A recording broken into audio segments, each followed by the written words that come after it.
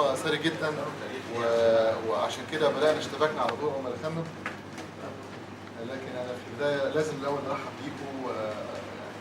انتوا دايما بتنورونا. احنا مركز النيل للإعلام اللي هو يتبع مجمع الإعلام، المبنى الكبير اللي هو في الأساس يتبع الهيئة العامة للاستعلامات. احنا كقطاع من قطاعات الهيئة بنعمل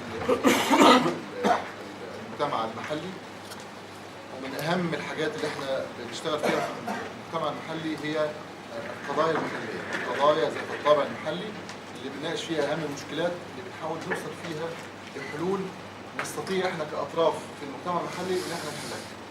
ده هدفنا الرئيسي او من أهم الأهداف اللي احنا بنشتغل فيها في المجتمع المحلي. ده من نحن كمؤسسة. اسمحوا لنا ان احنا قبل ما نشتغل، في ناس كتير ما تعرفش بعضيها.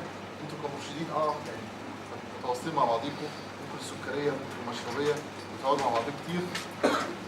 لكن انا في البدايه انا صلاح عبيد، اعلامي في مركز نيل الاعلام. كده بقى مشرف بشار ابو طالب نقيب المرشدين في الاعلام. محمد امين مرشد سياحه روسي. عادل محمد موظف. خالد احمد مرشد دنمارك. محمد مصطفى مرشد ما سمعتش. خالد احمد مرشد دنمارك. محمد مصطفى مرشد روسي. محمود صابر مرشد روسي وعضو مجلس النقابه الحالي. هو يعتبر مدير اداره السياحه. فندم؟ مدير اداره السياحه بالمحافظه. ايمن البحراوي مدير الهيئه الحكوميه بالعالم. كلمة الأسود مؤسسة المجمع السياحي. محمد مسرحي غرفة شركات السياحة. أحمد ماهر مؤسسة المجمع السياحي. صبري متولي مرشد إنجليزي ألماني بولندي. أحمد خليل مرشد بلغاري روسي. علاء الدين سيد علي مدير إدارة ترخيص عمل أجانب بالبحر الأحمر. محمد احمد حميد مرشد سويدي ودنمارك والنرويج. احنا معانا كوكبه من المرشدين. الحقيقه يعني ثريه جدا، القاعه اول مره تشهد هذا الكم من اللغات الحيه والغير حيه. الى جانب طبعا الجهاز التنفيذي والمجتمع المدني والجهاز الاداري في الدوله. هي شيء شرفنا. احنا ينقصنا فقط في هذه الحلقه وزاره السياحه، ممثل وزاره السياحه ان شاء الله يكون على وصول. الحقيقه الموضوع اللي احنا بنتكلم فيه النهارده،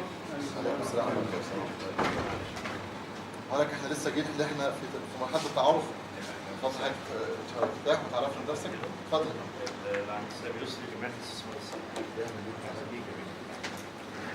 الحقيقه واحنا بنبحث عن الموضوع كنا بنتداول الحوار مع الاستاذ بشار نقيب المرشدين، والاستاذ محمود صابر رئيس اللجنه الثقافيه بالنقابه. وكم ازعجني جدا ان يشرح تاريخ مصر واثار مصر غير مصر، وانا ارى في ذلك انه غير مؤتمن على شرح تاريخ مصر والحديث عن الاحداث التي تدور في المجتمع المصري بوجهه نظر لا تمثل الحقيقه في اغلب الظن. ممكن تكون حقيقه لكنها في اغلب الظن تحمل رؤى سياسيه ورؤى عنصريه في اغلب الظن للناس اللي بتزور مصر. فاحنا شايفين ان الاقدر على الحديث عن مصر لزوارها وضيوفها هو المرشد السياحي، الرجل والمكانه العاليه، الياقه البيضاء كما احب ان اسميه. فهو الاقدر ان يتحدث عن تاريخ مصر. وكما ازعجنا جدا ان احنا نعرف ان يكون في حد من غير المصريين ولدينا من الكفاءات المصريه العظيمه والقامات العاليه التي تستطيع ان تدير هذه المهنه. النهارده هنتكلم عن العماله الاجنبيه في الارشاد السياحي. اسمحوا لنا في البدايه نبتدي مع الاستاذ بشار نقيب المرشدين. هيكلمنا بإيجاز كده عن يعني ايه مرشد سياحي في الاول بدايه. هيشرح لنا المشكله من وجهه نظر النقابه، وهيكلمنا عن الخطوره التي تراها النقابه من هذه المشكله. اتفضل يا استاذ. والله هو انا برحب بحضراتكم مبدئيا، وبعرف نفسي تاني والمجلس بتاعي احنا موجودين الاستاذ محمد والاستاذ محمود من المجلس الحالي.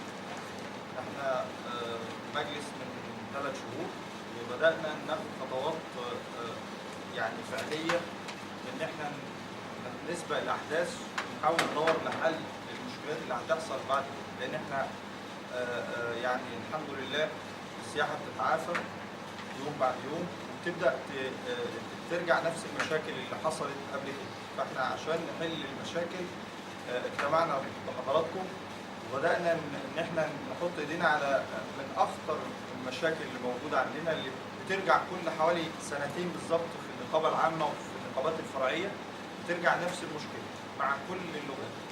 أول شيء المرشد السياحي هو المصري. كلمة المصري دي يعني حاجة أساسية في قانون الإرشاد السياحي، لا يحصل على ترخيص مزاولة مهنة المرشد السياحي إلا المصري الجنسية من أبوين مصريين. فده شيء مثلا يعني نعتز به جدا كمهنة. وشيء تاني ان احنا مسؤولية كبيرة جدا ان انت تشرح تاريخ بلد زي مصر بالمقارنة بكل النقابات على مستوى العالم وبالمقارنة بالمرشد السياحي في اي بلد تاني. بنجد ان احنا بعيدين جدا عن تعريف المرشد اللي في فرنسا مثلا او اللي في المانيا او اللي في امريكا، لأن المرشد السياحي المصري لابد له أن يدرس تاريخ هذا البلد، وهذا البلد كبير جدا بالنسبة للعالم، مش بالنسبة لنا احنا بس، بالنسبة للعالم كله. فالمرشد السياحي هو من يقوم بالشرح للأجانب في الأماكن الأثرية والمتاحف والمعارض مقابل أجر. اقتصر القانون اللي احنا حاليا بنحاول نغيره على هذا التعريف. وأنا وإن كنت نقيب فرعي لنقابة المرشدين في البحر الأحمر، اقترحت إن احنا نقول الشخصية المصرية لازم يعني تعرف في تعريف المرشد السياحي نفسه، لأن مصر دي لازم إن أنا كمرشد سياحي أكون على قدر المسؤولية إن أنا أجاوب على أي سؤال لأي أجنبي يخش بلدي. أنا سفير زي ما هم كلهم بيقولوا، سفير داخل الدولة. فهي حته ان انا لازم يكون في دور في اي مكان، اتكلم في الدين، اتكلم في استراتيجيه البلد، اتكلم في الاقتصاد، اتكلم في كل شيء. فده دولتنا الحمد لله من زمان يعني بخصوص السياحه وبخصوص العمل بدانا من زمان جدا نعد شخص يتحدث باسم مصر. من سنة 1965 موجود عندنا قانون للمرشدين، عدل في سنة 83 بالقانون 121 لسنة 83. هذا القانون كان بيخاطب 600 مرشد في مصر كلها. فإحنا في الوضع الراهن أكثر من 17,000 مرشد. فالزيادة في حد ذاتها مش مشكلة كبيرة. يعني أنا ممكن أحاول أوجد للناس دي كلها شغل، واحاول بدل ما يبقى عندي 13 او 14 مليون سائح يبقى عندي 55 مليون سائح زي ما هو متوقع في 2020. في ناس بدأوا يحطوا استراتيجية وبدأ ان احنا نقول ان شاء الله يبقى عندنا عدد اضعاف العدد اللي موجود حاليا في السياحة. ولكن المنظومة او المرشد السياحي زي ما قلت لحضراتكم شيء رئيسي او ركيزة اساسية في المنظومة. فاحنا مشكلة عمل الأجانب مشكلة رئيسية برضو في المنظومة. فاحنا يعني النهاردة إن شاء الله بنتكلم على لغة معينة أو اللي هي حاليا طفت على السطح، اللغات الإسكندنافية، الدنماركية والنرويجية والسويدية. هو الوضع كان من سنتين بالظبط في اللغة البولندية. البولندية كانت موجود عندنا، احنا عملنا دراسات في النقابة عندنا بمعاونة طبعا غرفة شركات السياحة ومعاونة المحافظة إدارة السياحة في المحافظة.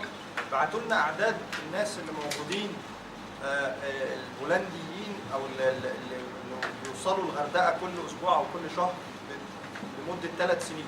فعملنا دراسة إن إحنا محتاجين كم مرشد للناس دي.